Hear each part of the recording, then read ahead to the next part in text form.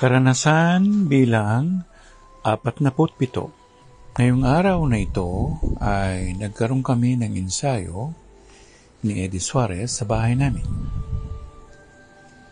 Daladalagan niya ang gitara niya at nag-ensayo ako ng 2 kanta, isa yung Usahay at ikalawa yung Kaprichosa at yung pag-awit namin ng grupo, kaming 3 ni Nicorong at saka siya.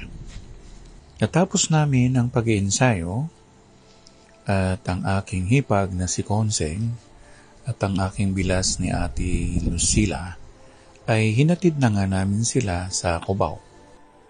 Nahirapan kami. Walang masakyan jeep. Si Eddie Suarez naman, pinuntahan niya doon sa Blaster Recording Studio at kinuha niya doon ang atril.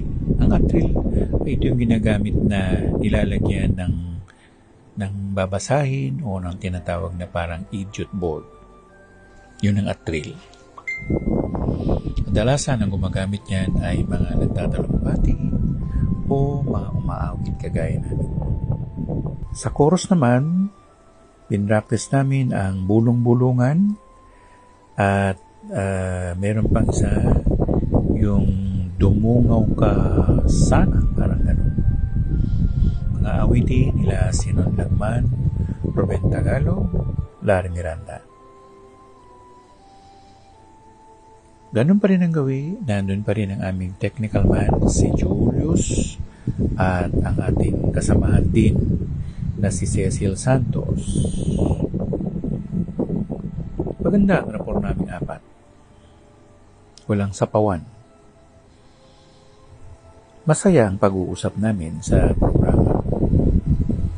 Pero napansin ko na walang monitor, hindi ko na lang tinawag ang atensyon ni Julius.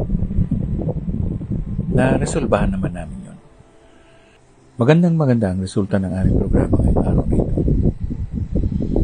Dahil pino at walang pagkakamali kaming 4 sa mga kinanta namin.